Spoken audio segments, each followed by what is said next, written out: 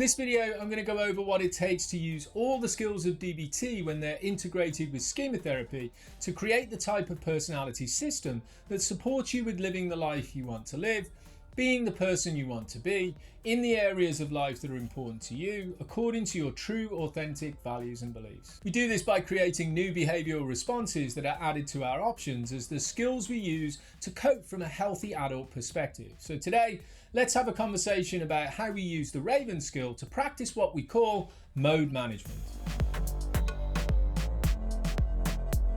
Modes are the behavioural responses our parts use to cope. Sometimes our modes are effective for living the life we want to live, and sometimes they're not. Mode management is all about supporting effective and adaptive choices in our behavioural responses. We do this by creating new habitual responses by practicing them in our daily routine, working the skills of DBT, distress tolerance, on a daily basis. Finding the specific times in a day that are triggering and using these times to practice the skills of accepts and improve to create the new habits we need to create. Choosing one thing from these lists at a particular time of day and practice, then practice some more, so these new behavioural responses will be a part of our repertoire when we need them the most. The principles of living the life I want to live are at the core of everything we do in this model of behaviour change. So before we get into using the skills of mode management that can help us to be the person we want to be, there's a couple of things we need to make sure that we have in place. First, it is incredibly important to have a solid foundation from which to build. So take some time to complete the exercises attached to the videos on this subject. Look at your support network and consider what you need to make it stronger, to set boundaries with people, and to structure your circle of support in a way that's effective for you to live the life you want to live. Next, look at your daily routines and set up your life to achieve the success that you're trying to achieve. Without routine and structure, it's incredibly difficult to make behavioural changes because it's too easy for us to slip into old behavioural responses. Routine and structure builds new habits. Research has proven time and time again that following a guide and tracking what we do leads to success in any type of program that's intended to create behaviour modification. Try to the best of your ability, capability and willingness to take care of yourself physically. Once again, research has shown that our physical well-being is strongly linked to our emotional and psychological well-being too. Give yourself the best chance of success by taking the medication and supplements that are needed in the way that they are intended to be taken. List your barriers to treatment and the resources you can use to overcome these barriers. This includes what it looks like if you're slipping into a relapse mode. Making sure that you're eating a healthy diet, avoiding mood-altering substances, exercising on a regular basis, practicing good sleep hygiene, and doing these things daily to create consistency is what we need to do for this to become just something that we do. All of this is wrapped up in the dialectical behaviour therapy please skill, so take a look at the video that's available on this subject. Finally, when it comes to building our foundation, it's important to be practicing the skills of mindful awareness according to the DBT philosophy on this subject. There is no right or wrong way to practice mindfulness, so whatever you're doing, if it's working, just keep doing it. At the same time, learn to pay attention to what's happening within your personality system at different points in your day. Listen to your thoughts, your feelings, your physical sensations and your urges to act. Observe and describe them as parts of your personality, non-judgmentally and effectively. And for more on the way that we do this, please take a look at the video that's available on the website and the YouTube channel about the dialectical behaviour therapy what and how skills.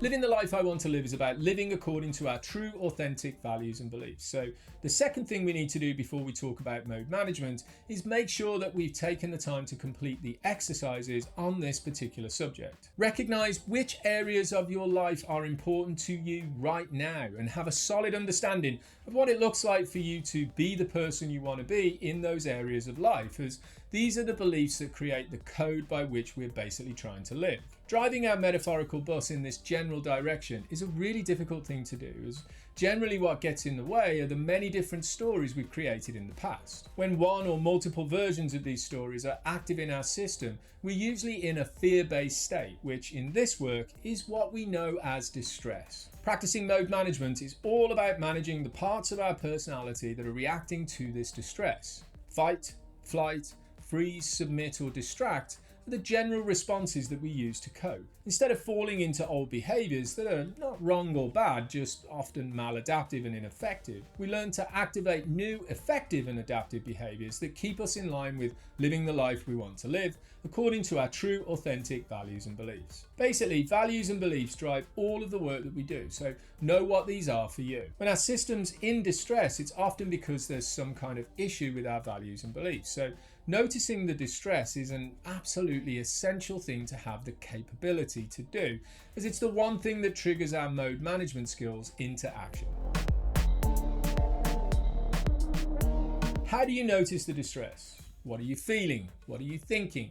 What physical sensations are you experiencing? Or what urge are you battling within your personality system? Are you fighting your way out of a difficult situation, using anger and aggression to control the way things are? Are you avoiding things that you'd normally not avoid, procrastinating or practicing experiential avoidance? Maybe you're frozen in time, lacking a reaction of any kind, hoping that the things you're afraid of will simply pass you by. Or maybe you're just giving in to the internal or external narrative in a basic attempt to keep you safe. One of the more common signals of a system that's in distress is an inability to focus, to pay attention, or even just to stay in one place. Distraction is often tied to fear, so when you find yourself distracted, ask yourself the question, what is it that I'm afraid of right now? All of this takes a level of mindful awareness, one that we need to practice in our one mindful activities. This builds the muscle we need to build so we can notice the distress, and when we do, we activate stop. As I've said a number of times in the past, the stop skill is probably the most important skill in the DBT skills training program. So when we notice the distress, we stop, take a deep breath, and observe and describe the part of our personality non-judgmentally. If we do this with authenticity, because we've been building our awareness through our journaling practice, and we can recognize the parts and appreciate their purpose, we can unblend from the part that's trying to take control of our bus and open a dialogue instead of reacting the way that this part normally wants us to react. Keep in mind, if we're not able to achieve this unblending, we can use the TIPP skill from DBT to settle things down and then try again. But if you are in an unblended state, you can start to run through the RAAVEN exercise that you've previously worked on for this particular part, experiencing this particular emotion. If you know this part through your previous journaling work, you can appreciate its purpose in your system. Let it know what it is that you appreciate. If you don't know this part, see if you can get curious with it, either now or later on when you're journaling about your day. Validate the emotional experience. Don't make it wrong. Emotion regulation starts with validation, so don't forget this important step. Just like an individual person, when a part feels validated, it's open to the possibility of new ideas, so education now becomes possible. In mode management, educating our parts is all about bringing them up to speed with the impact of their behaviour. Not making them wrong for the behaviour, but letting them know how it's not effective for us to live the life we want to live and be the person we want to be. It's at this point we can now decide what it is that we want to do to negotiate with the part that we're trying to work with. In mode management, the negotiation aspect of the RAAVEN skill is all about what you're going to do to cope with the distress. We've used the skills of accept and improve to practice these things in our daily routine, so hopefully we've got a good idea of what works. Ask the part to let you do it so you can actually demonstrate the benefits of doing things in this new way. Now, the key to this is to actually take the action once you've asked for permission. If you don't, then really nothing changes and the part won't trust you in the future. Take the action you said you were going to take. Then once you've taken it, pay attention to positive events and point out the benefits to your system, in particular the part you made the negotiation with, as this is what leads to what we call self-trust.